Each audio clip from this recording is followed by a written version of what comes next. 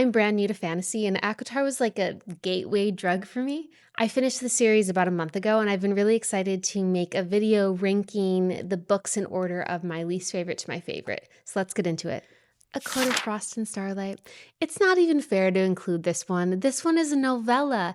It feels like a fan fiction of ACOTAR. Do you know what I mean? But I love that. Like, I want to be in the world longer. So I really enjoyed this book. It was kind of like a breather, a pause. It set up some important details and relationships between Nesta and Cassian to get us ready for A Court of Silver Flame. So I do think that it was an important in-between book. Some lower stakes loose ends got tied up, like how Feyre found a way to contribute using her art. She sets up her studio. So that was nice, but yeah, not a lot happened in this book. So it's my least favorite. A Court of Wings and Ruin. It's strange to put this book as number 4 because I really did like the book. I think it's a great book, and I think it speaks to how much I love the other books in the series.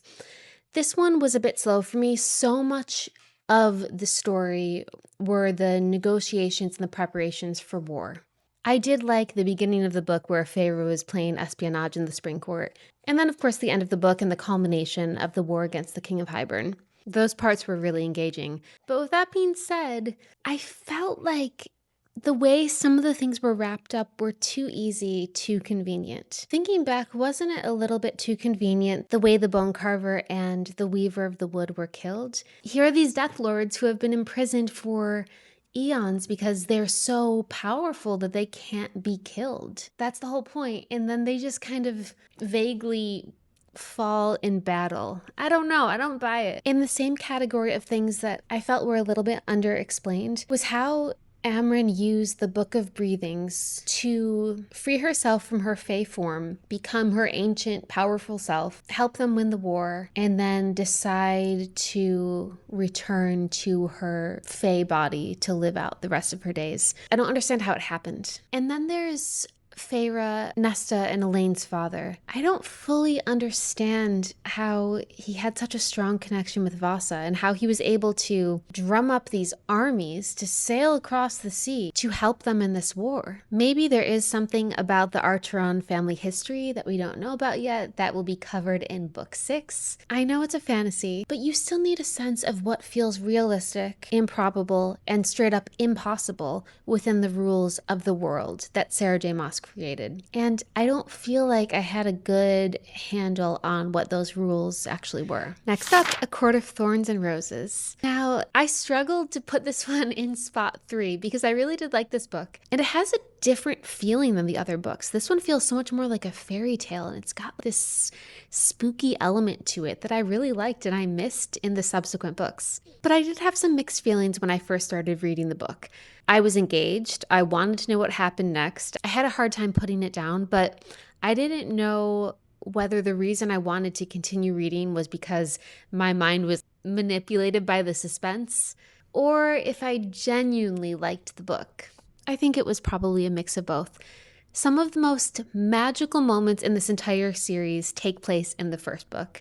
For example, summer solstice and the descriptions of the music and the dancing and the magic, the will-o'-the-wisps. I just love that scene so much. I love the ambiance that Sarah J. Maas created with that. One of my main complaints about this book, though, is that the pacing was inconsistent. Everything felt so rushed under the mountain compared to the entire story leading up to that point. And as a reader, pacing in time really matters because the things that happen really quickly they don't carry the same weight as the storylines that are more drawn out. So the series of events under the mountain are extremely important. That part of the story sets up the rest of the series, but it was so rushed that there was a mismatch between the importance and weight that it should have carried and how it actually felt to read it. And in the number 2 spot, we have A Court of Silver Flames.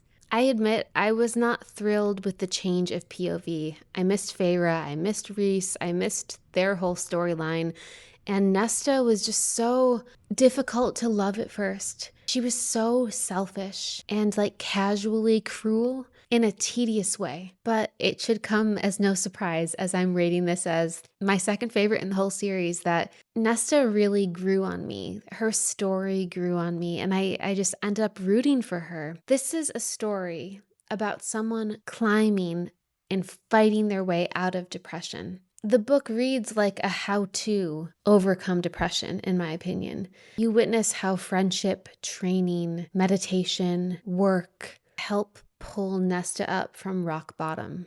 I really liked how this book focused so much on Nesta's inner world, but I was also really engaged with everything that was playing out in the external world, with Koschei and the Dread Trove. I thought this book left a lot of loose ends for book 6 to tie up, including the Dread Trove and what remains of Nesta's power and the looming threat of Koschei. So one of my biggest predictions for book 6 is that the threat of Koschei is going to crack open the world of Prythian for us. And we're going to find out that Prythian is a smaller part of a much larger cosmology. I think this potential 4th Dread Trove item is going to be the thing that's essential to defeating Koschei. I actually have a whole video about my ACOTAR 6 predictions and theories. I'll link that above. And in the number 1 spot, A Court of Mist and Fury. I love this book because it's the introduction to the Night Court, Valeris, the found family of the Inner Circle, and the romance between Feyre and Rhysand, and also the larger threats that Prythian faces. This is kind of where the story really starts. It's the book that really hooked me on ACOTAR, and actually it's the book that really hooked me on fantasy in general.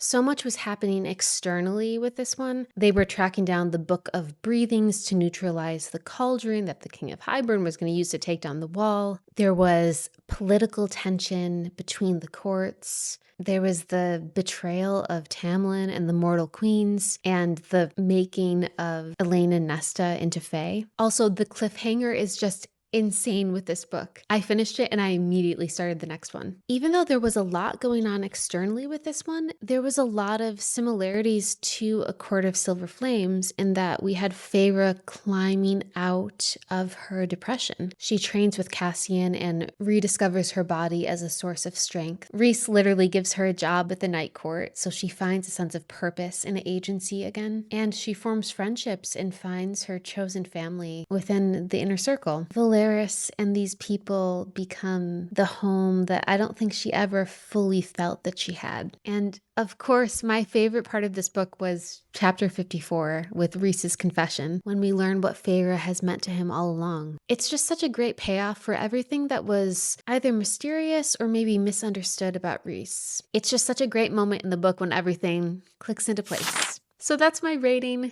Clearly, I love this series, but I do have some questions and some criticism. Watch this video next if you want to see my full review. All right, thanks for watching. I'll see you next time.